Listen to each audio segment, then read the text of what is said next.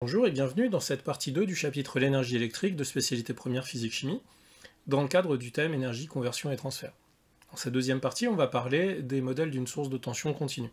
Alors une source de tension continue, c'est quoi? Comme son nom l'indique, c'est une source qui va délivrer une tension qui ne devrait pas varier, continue. On a deux sources de tension continues possibles. On a la source de tension idéale, c'est la source de tension comme son nom l'indique, parfaite, qui nous délivre vraiment une tension continue, quel que soit ce qui se passe derrière, quelle que soit la charge. Et puis on a une source de tension qui est réelle, en fait, dans la réalité, évidemment, c'est pas comme ça que ça se passe. Pour prendre un exemple, si je prends l'exemple de quelqu'un qui fait du vélo et puis qui pédale à vitesse constante, une source de tension idéale, c'est comme un cycliste qui pédalerait tout le temps à vitesse constante, quelle que soit la charge, donc quel que soit le fait qu'on soit en montée ou qu'on soit en descente, il serait toujours à une vitesse constante de pédalage. Hein, évidemment, dans la réalité, c'est pas toujours le cas. Donc, une source idéale de tension, ça va se représenter comme ça. Donc on la représente évidemment comme ça, et ici, c'est un générateur de tension qui a ce qu'on appelle une force électromotrice E, donc c'est la valeur de la tension qui délivre, hein. Là on va prendre un exemple avec 9 volts, un côté plus, un côté moins, le côté plus du côté de la grande barre, là vous avez l'habitude de représenter ça comme ça. Pour bien comprendre ce qui se passe, on va faire ce qu'on appelle la caractéristique tension courant de cette source idéale. Voilà, j'ai fait un montage électrique pour que vous compreniez un petit peu ce qui se passe. On a notre source de tension idéale qui est ici, dont la force électromotrice vaut 9 volts. Force électromotrice, comme son nom l'indique, hein, celle qui met les électrons en mouvement, hein, c'est pour ça que ça s'appelle comme ça. Elle vaut 9 volts, et puis mon générateur, eh bien tout simplement, mon générateur parfait, ma source de tension idéale, elle est ici. Donc je vais pouvoir aller brancher mon multimètre ici en mode voltmètre pour mesurer la tension borne de la source idéale de tension. Et puis, ce que je vais faire, c'est que je vais pouvoir fermer l'interrupteur, je mesurerai le courant, et puis ici, j'ai une résistance dont je peux faire varier la valeur. Donc je vais faire varier la valeur de la résistance, et on va voir un petit peu ce qui se passe. Donc pour l'instant, tout ce que je sais, c'est que mon circuit est ouvert, on a 9 volts, et on a 0 ampères. Donc je vais pouvoir tracer cette caractéristique en prenant le premier point, on a 9 volts et 0 ampères. Voilà. Maintenant, ce que je vais faire, c'est que je vais fermer l'interrupteur, et cette fois-ci on a déjà une petite valeur de courant qui passe, évidemment j'ai fermé mon circuit, il y a une intensité qui passe, de 0,08 ampères, mais je vois que j'ai toujours 9 volts. Donc je vais rentrer ça dans mon tableau, 9 volts, 0,08 ampères. Voilà, j'ai un deuxième point, là ma caractéristique est en train de se tracer automatiquement. Et puis, ce que je vais faire, c'est que je vais modifier la valeur de la résistance. Cette résistance électrique, comme son nom l'indique, elle résiste au passage du courant. Donc je vais diminuer la valeur de la résistance. Si vous résistez moins au passage du courant, le courant il va mieux passer. Évidemment, c'est exactement comme si vous résistiez au passage d'un courant d'eau dans une rivière, vous faites un barrage, vous diminuez le barrage, évidemment il y a un courant plus important qui va passer. Donc là je vais baisser sa valeur, alors je me moque de la valeur, ça m'intéresse pas vraiment. Tout ce que je veux voir, c'est ce qui se passe au niveau de mon circuit électrique.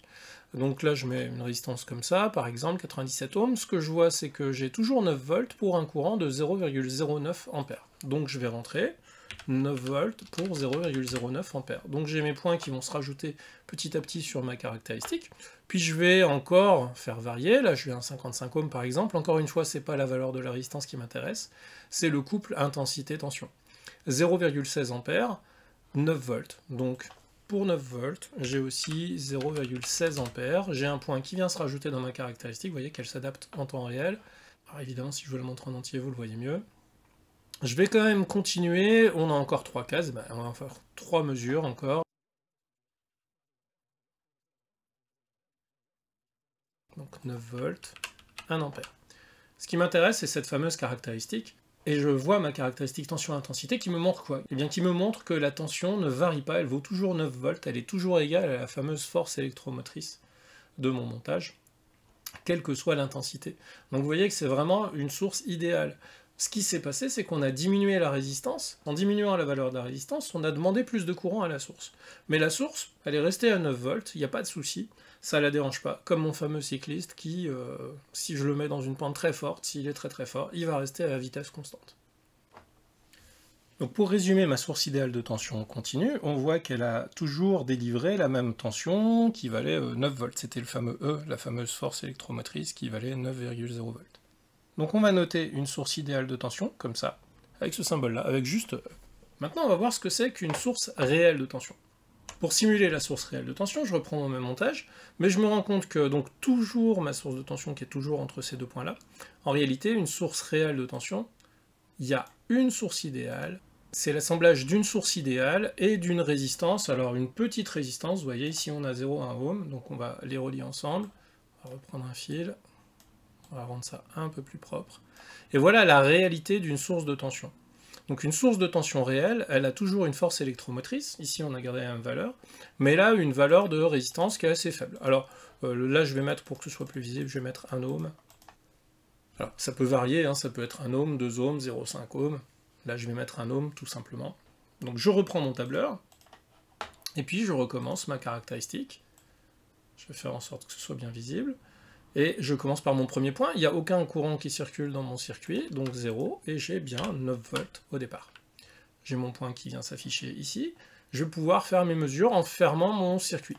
Alors, cette fois-ci, j'ai 120 ohms, je recommence comme au départ, j'ai un courant de 0,07 A, mais vous vous rendez compte qu'aux bornes de ma source de tension, je vous rappelle qu'en fait, la source de tension, c'est cet ensemble-là. Aux bornes de ma source de tension, j'ai plus 9 volts, j'ai 8,93. En fait, elle baisse un petit peu en termes de tension, donc 8,93 quand j'ai 0,07 A. Elle baisse un petit peu, exactement comme le cycliste qui, quand ça commence à monter, baisse un petit peu de régime. Le cycliste arrive à fournir de la vitesse, de la puissance, c'est ce qui se passe, notre source elle arrive à fournir du courant, mais la tension aux bornes de la source va varier. Je vous rappelle encore une fois que la source, c'est cet ensemble. Allez, on est parti, on va faire varier la valeur de la résistance, je vais baisser la résistance, donc évidemment, baissant la résistance, je vais appeler plus de courant, je vais laisser plus facilement passer du courant, ce qui va demander un peu plus de puissance à ma source, on va voir un peu ce qui se passe. Allez, je prends une valeur ici, voilà, pour 88 ohms, j'obtiens 0,10 A, pour 0,10 A, avec ici une valeur de tension, vous voyez, qui a diminué un petit peu. Alors c'est pas grand chose, mais elle a diminué quand même, donc 0,90, allez, on a encore 4 points à faire, je les fais rapidement.